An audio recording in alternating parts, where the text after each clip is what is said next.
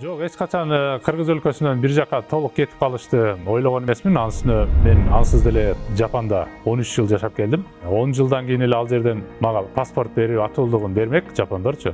Бирок мен аны алган жокмун, себеби дегенде 40ка келип калгандан кийин кандай киши болбосун анын курсагы бир кесе тамакка тоет экен. Ошон үчүн бул жашоонун өмүрү бул бир кесе тамак эле эмес экен да, анын жашоонун маңызы терең экен.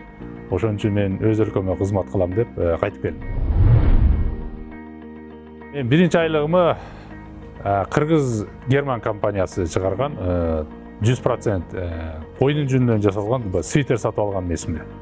$20 калган экен.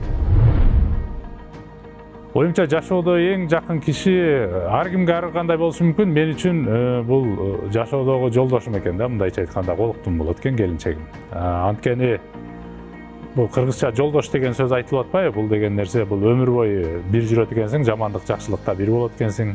Керек болсо бир туугандарың деле алар жамандык болгондо үйүңө келет экен, бирок алардын өзүнүн оокаты болгон үчүн кетип калат. Анан кийин келип эле өмүр бою сени менен бирге жүргөн бул балдарың дагы эмес, өмүрлүк жолдошуң болот экен.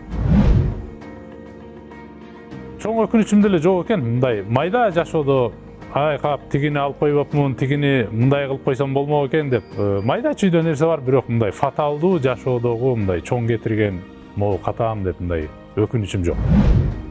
Атамекен бул эмне? Атамекен бул сенин абаң, бул сенин жашоо образың, бул сенин мейкиндигиң, бул сенин туугандарың, бул сенин калкың, бул сенин элиң, бул сенин чоң коломто үйүң, бул сенин дүйнөң, бул сенин бардыгың да.